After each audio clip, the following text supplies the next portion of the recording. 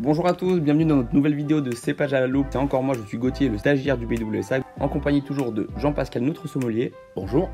Donc, on va déguster un cépage un peu particulier. Enfin, particulier, c'est juste que quelque chose que je connaissais pas. Je ne sais pas si vous le connaissez. On est sur le Picpoul de Pinet dans le Languedoc-Roussillon. Jean-Pascal, pour commencer, qu'est-ce que vous pouvez me dire sur son histoire? D'où est-ce qu'il vient? Alors, d'abord, c'est un très vieux cépage qui est pratiqué depuis les Romains, depuis le 2e siècle. D'accord. Et il a toujours été cultivé autour de l'étang de Thau. Très bien. Voilà, dans le Languedoc, dans l'Hérault. Ok. Et du coup, quel est le terroir qu'on retrouve près de cet étang? Alors, c'est un terroir, il a besoin surtout de sol calcaire. Très bien. Parce qu'il a besoin d'aller chercher l'eau. Il y a une chose intéressante qui est là où il est planté, il n'y a pas beaucoup de pluie. Les hivers sont très doux. Ouais, c'est dans le sud. Donc... Voilà. Puis ce qui est important, c'est qu'il a une brise de la mer qui évite que les températures montent trop fort et trop haut l'été. Quelle est la production? Comment ça Alors, se passe? c'est pas une grosse production. Hein. Enfin, il n'y a pas une grosse production. Si, c'est quand même pas mal. Mais ils font 70 000 hectolitres de récolte sur 1400 hectares. Mais ça reste assez intéressant et surtout, c'est une consommation locale. C'est un cépage très connu dans cette région.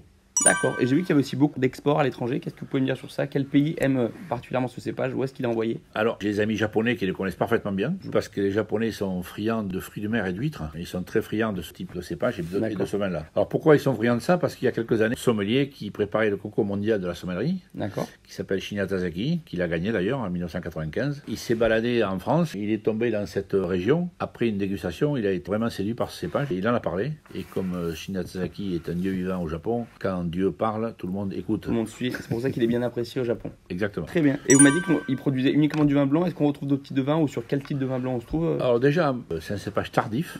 Il existe à 95% en blanc. D'accord. Il peut être en gris et en noir. D'accord. Hein, donc ça veut dire rosé et rouge, hein, mais très peu. Mais c'est vraiment un cépage blanc et sec. D'accord. Bon, moi je vous invite à le goûter. C'est une très bonne idée. Je pense que c'est le meilleur moyen de le découvrir. Allez.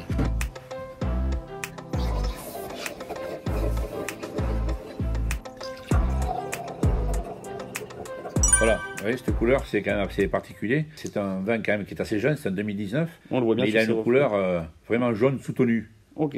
Presque dorée. Mais il y a quelques reflets, non? Vous voyez pas? Oui, les petits reflets verts qui annoncent sa jeunesse et sa fraîcheur. Belle présentation. Premier nez maintenant. Ah. Légèrement minéral. Ah oui, c'est vraiment vif, pointu, droit. On sait où on est, quoi. On est dans vraiment un vin sac. Deuxième nez maintenant. Ça s'ouvre bien. Là, ça se diffuse. Alors tout à l'heure vous disiez un vin sec, mais c'est vrai que c'est un petit peu salin, iodé, l'iode. Et là on arrive à avoir des fruits. Moi je trouve que c'est assez agréable.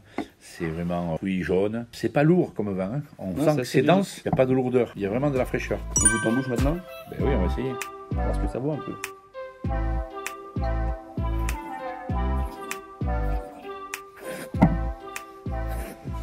Ah, c'est bien les fruits. Vous voyez que ce qui est extraordinaire, c'est que c'est un vin qui est très sec, mais qui n'est pas du tout rustique. Ça enrobe la bouche. La finale est très longue. Par contre, après, qu'est-ce qu'on salive? C'est salivant, c'est rafraîchissant, c'est appétant. C'est vraiment très agréable. On a vraiment envie d'en recommencer de boire. C'est vrai. Et c'est vrai qu'il y a un joli volume. Hein. C'est pas souvent, on a des vins qui sont très secs, jaunes, fruités, et qui sont un peu plongeants en milieu de bouche. Pas du tout. Là, on a quelque chose de volumineux. On le sent, c'est vrai que très intéressant. Qu'est-ce qu'on mange avec ça?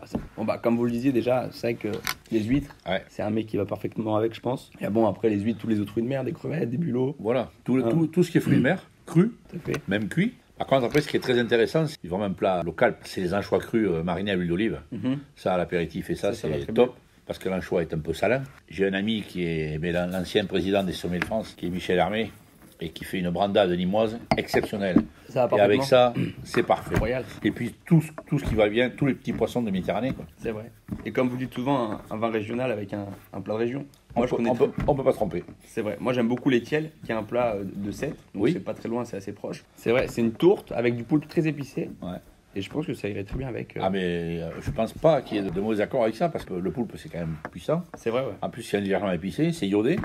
Ça va très bien. Je pense que ça pourrait aller parfaiement bien. Si vous devez me recommander ce vin avec un fromage, ce serait lequel?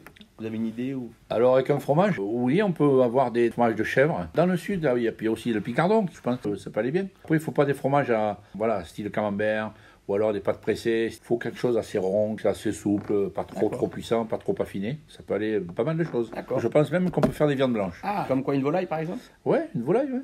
Ouais.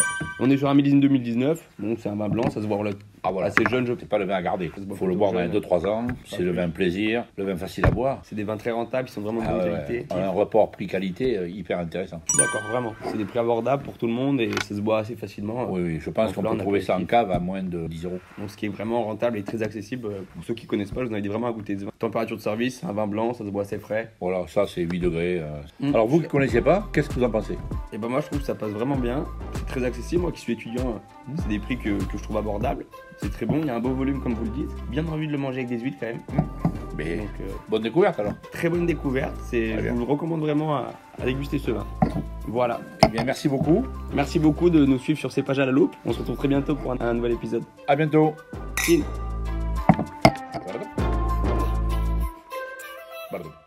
très bon.